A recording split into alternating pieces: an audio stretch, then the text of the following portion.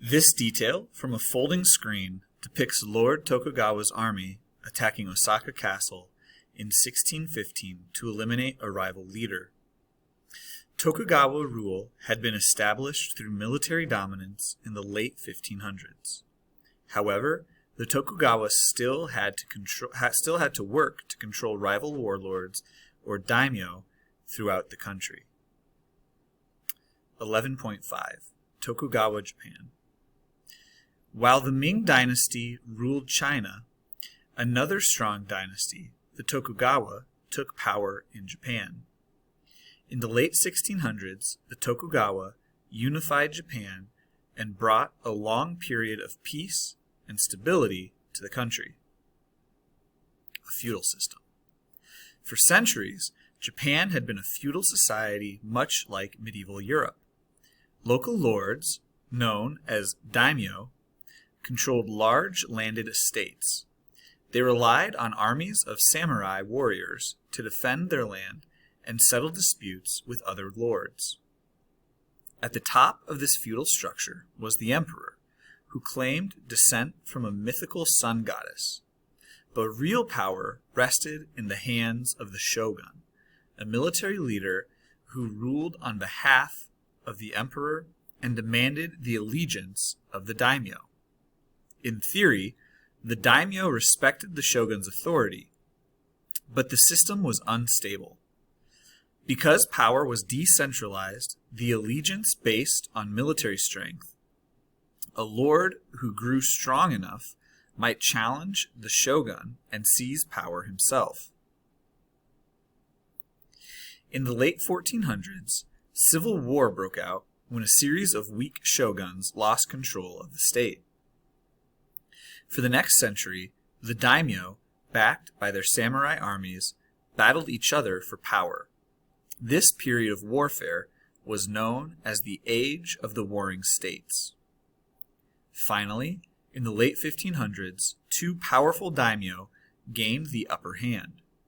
Using muskets and field artillery, they defeated their rivals and took power.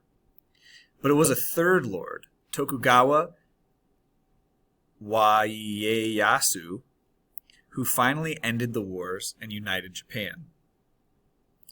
In 1603, he became shogun.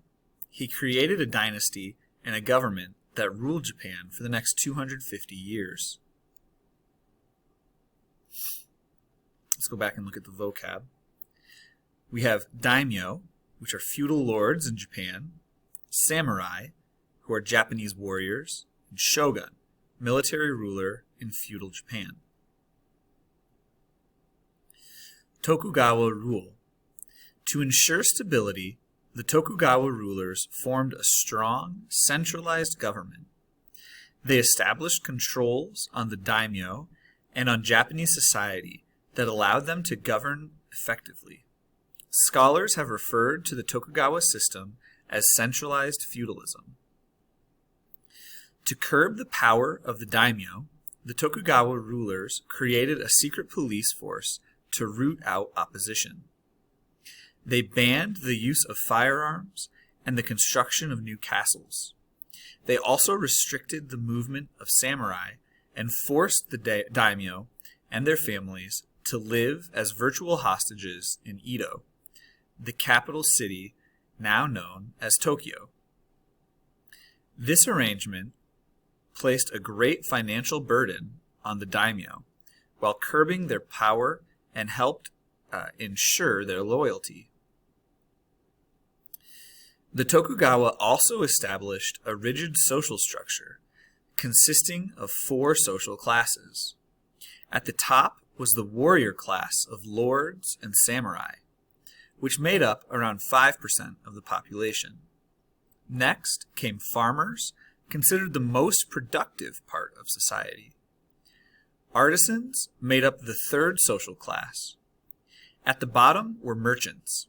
An elaborate code of etiquette laid out rules for the dress and behavior of each class. In principle, social mobility was rare in Japan. This rigid structure was designed to ensure social order and respect for authority. In this way, it helped reinforce Tokugawa rule. Chinese influence. The social system of Japan reflected Confucian values from China. As an island nation, Japan had never been conquered by China, but it was still heavily influenced by Chinese civilization. As early as 500 CE, Chinese culture was making its mark on Japan. Along with Confucian thought, the Japanese borrowed their writing system and early political structures from China. They absorbed Chinese influences in art and literature. They also adopted Buddhism from China. Over time, however, the Japanese blended Chinese customs with their own traditions to form a unique Japanese culture. During the Tokugawa era, various art forms flourished in Japan. Kabuki is a form of theater that combines elaborate costumes, music, and dance. It became popular in Japanese cities. Visual artists created beautiful woodblock prints showing scenes from urban and rural life. Writers and poets explored new forms of literature, including short verse called haiku. Let's look at this caption. Elaborate costumes, music, and dance are all characteristic of Kabuki theater. Kabuki became very popular in the urban centers of Tokugawa Japan. At the time, men performed both male and female parts. Most Kabuki performances today still feature male performers who play both parts. So here's a picture of Kabuki theater.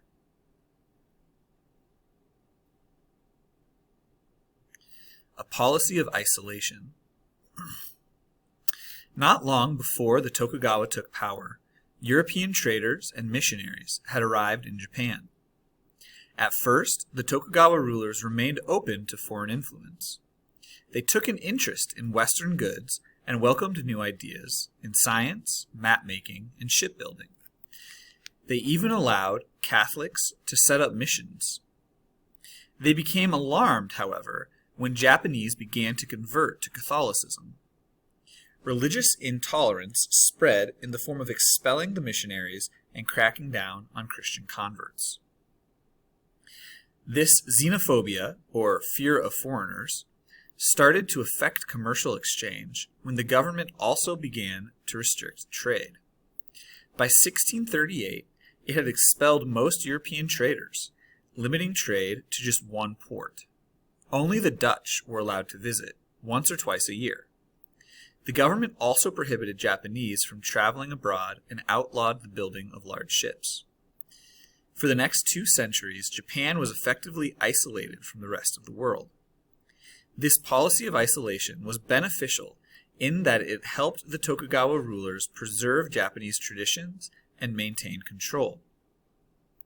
But the negative impact was that it also prevented Japan from gaining useful knowledge from abroad.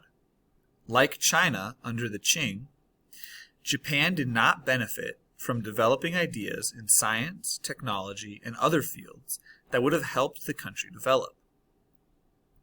Ultimately, this lack of progress left Japan vulnerable to foreign powers.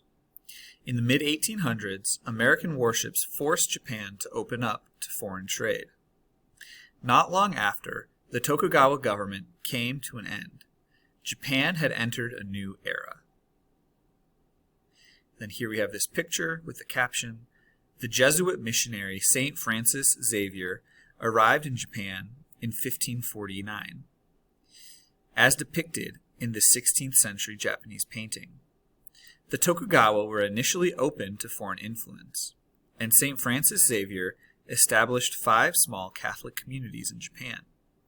However, the Tokugawa were disturbed when their fellow Japanese began converting to Christianity, and the missions were expelled."